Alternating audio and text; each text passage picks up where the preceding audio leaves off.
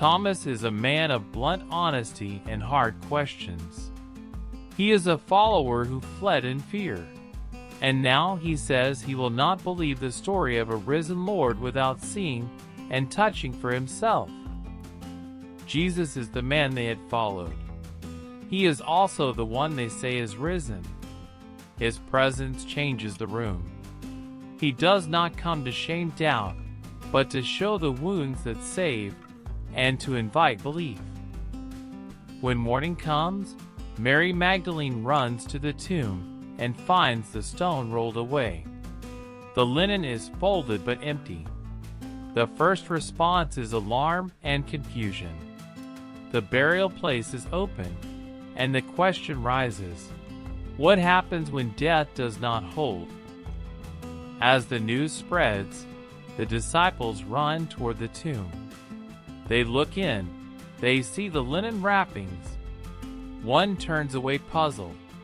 They are curious but not yet claiming belief. Seeing empty cloth is not yet the same as seeing the living Lord. In that very moment, Mary runs back and tells them she has seen the Lord. Her words are raw with grief and wonder. She insists the tomb is empty and that someone has taken him, and she believes she has seen Jesus himself. That same night, behind locked doors, fear hangs heavy. Suddenly Jesus stands among them. He breathes peace and shows his hands inside. Their fear cracks into astonishment.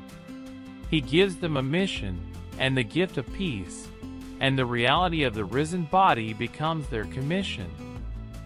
But before the night ends, Thomas is not with them. He doubts the report. He refuses to accept second-hand testimony. He demands tactile proof. He says he needs to see the nail marks and place his hand in the wound to believe. Days pass, and then a week comes. The disciples are together again, this time with Thomas present. He still holds his challenge like a shield. The room hums with unresolved tension between testimony and the demand for personal proof. In that very moment, Jesus appears. He does not scold. He invites. He says, "Bring your finger. Here are my hands." The risen Lord meets doubt with evidence offered, not forced. Thomas is face to face with the thing he demanded. When Thomas touches the wounds, the moment is not merely physical. He moves from suspicion to confession.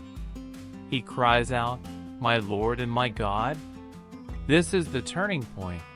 Touch meets truth, and belief blossoms into worship. As the dust of the moment settles, Jesus addresses Thomas and all who would come after. He blesses those who believe without seeing, for the story that follows will rely on faith passed down by testimony and life transformed by encounter. Days later, as the community remembers, the narrator explains why these signs were recorded, so that readers might believe that Jesus is the Christ, the Son of God, and that by believing they might have life in his name.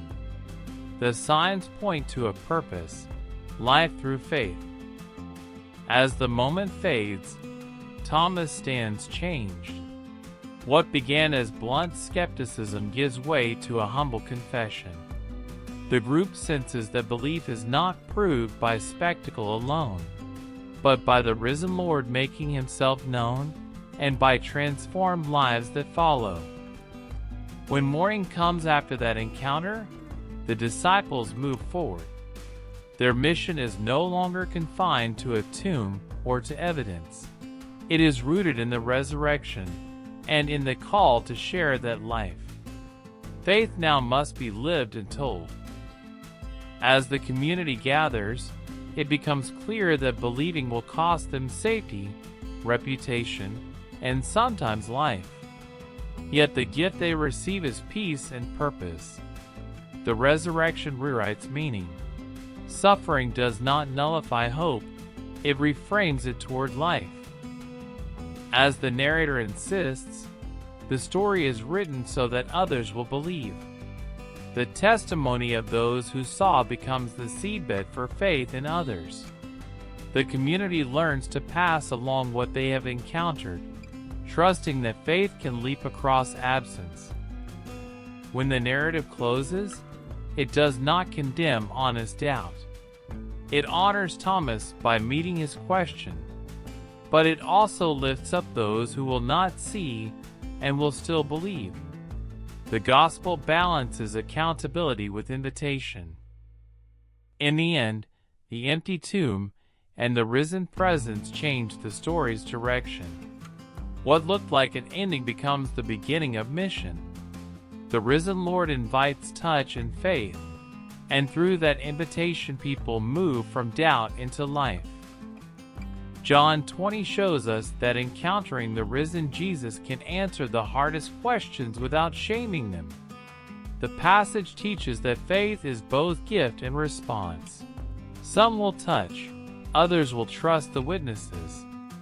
If this story moved you, like the video, subscribe to the channel, and tap the bell so you do not miss the next one.